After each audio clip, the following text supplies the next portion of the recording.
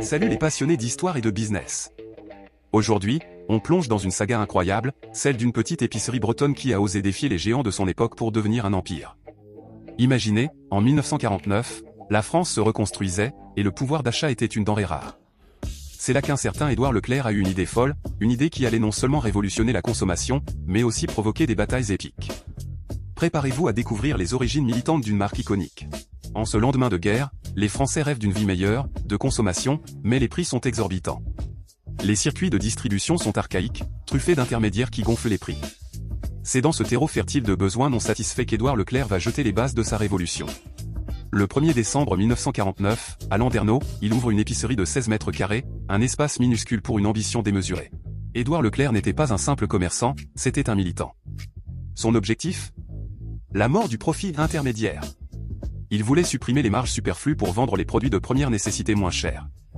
Ce n'était pas juste une stratégie commerciale, c'était une croisade pour le pouvoir d'achat, une conviction profonde qui allait devenir le moteur de toute l'enseigne. Il défiait ouvertement un système bien établi. Le cœur de la méthode Leclerc est d'une simplicité désarmante, acheter directement aux producteurs ou aux grossistes, sans passer par les intermédiaires habituels qui prenaient une commission à chaque étape. En négociant en direct avec les fabricants de pâtes, de sucre ou de lessive, il réduisait drastiquement les coûts d'achat. C'est ça, le concept du prix de gros qu'il appliquait pour ses clients.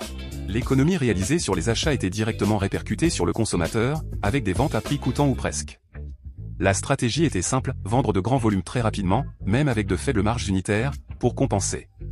C'était une véritable déclaration de guerre aux commerçants traditionnels et aux fabricants qui dictaient leurs prix. Leclerc brisait les codes et promettait un accès simplifié et moins cher aux biens. Forcément, cette approche radicale n'a pas plu à tout le monde. Les industriels et les commerçants traditionnels se sont opposés farouchement à Leclerc. De nombreuses marques célèbres refusaient de l'approvisionner, craignant de voir leurs tarifs et leurs réseaux établis bouleversés. Les concurrents exerçaient des pressions énormes sur les producteurs pour qu'ils ne traitent pas avec lui. C'était un vrai David contre Goliath. Face à ces obstacles, Édouard Leclerc a montré une détermination incroyable.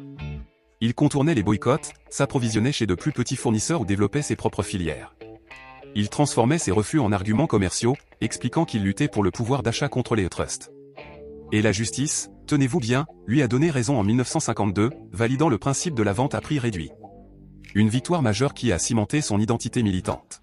Malgré les pressions et les combats, le succès d'Édouard Leclerc fut quasi immédiat. Les files d'attente devant le magasin de Landerneau étaient impressionnantes. Les ménages de l'après-guerre, désireux d'améliorer leur quotidien sans se ruiner, ont adhéré massivement. L'économie réalisée sur chaque panier représentait un gain substantiel. C'était simple, tangible, et ça marchait. Le bouche-à-oreille a fait son œuvre, attirant toujours plus de clients et surtout, de nouveaux adhérents. Amis, familles, anciens collègues, ils ont commencé à se joindre à Édouard pour ouvrir leurs propres épiceries, basées sur le même modèle.